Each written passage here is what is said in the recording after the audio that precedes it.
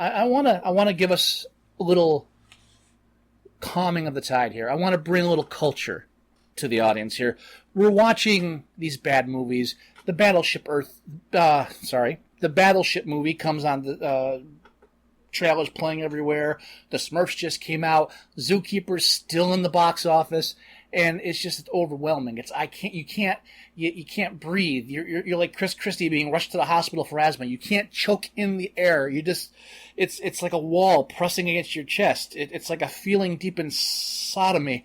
You just can't get rid of it, and you need to find the calm blue ocean. I'm going to bring it to you, folks, by restoring you to the literature of classic entertainment. And it's film literature entertainment, too. So what I have done, I hold in my hands an out-of-print copy of a book from which one of my most favorite films ever was adapted from. And what I'm going to do is every episode, I'm going to read a paragraph or two of this book, serializing it, as it were, until I finish it or someone who owns the copyright to it hears me and tells me to stop. The book is called The Terrible Game. It was written by Dan Tyler Moore. The copy I'm holding in my hands here is from the year 1969. It's the first printing of Signet Key books.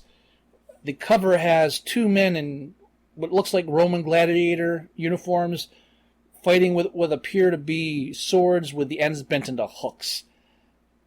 It's called The Terrible Game. A daring young spy plays for his life on a top-secret mission of split-second thrills by Dan Tyler Moore. This book would years later turn into the film Gymkata.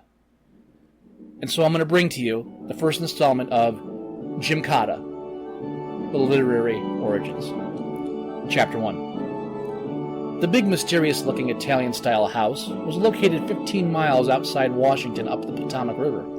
It was perched on a cliff overlooking the slow waters of the old Chesapeake and Ohio Canal. 200 yards to the east were the stables, and spread around it on all sides were 400 acres of beautifully tended rolling grasslands.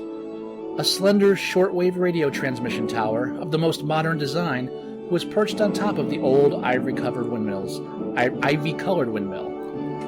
A sharp clanging sound was coming from a walled courtyard on the north side of the house. The courtyard, about 40 feet long and 20 feet wide, was surrounded by a 15-foot red brick wall covered with ivy. Two armored figures were circling around inside the courtyard, apparently trying to kill each other. Each wielded a long, curved scimitar of curious shape, and each was holding in his left hand, thrust out towards his opponent, a heavy knife about 6 inches long with a massive brass handguard. The scimitars were so sharply recurved at their tips that the points were directed back towards the handles and sharp hooks. The blades appeared to be designed for slashing or hooking an opponent. Each man wore a complete covering of black lacquered leather armor reinforced with strips of metal. Each also wore a steel helmet which extended down to cover the back of his neck. Their faces were protected by nose pieces which dropped almost to their chins. The only difference between their armor-covered antagonists was that one was heavier and stronger, and the other appeared to be more quick and agile. They circled warily around each other, feinting with their swords for openings. Every few seconds, there was a furious exchange of blows and parries. The next portion of The Terrible Game will be read next episode.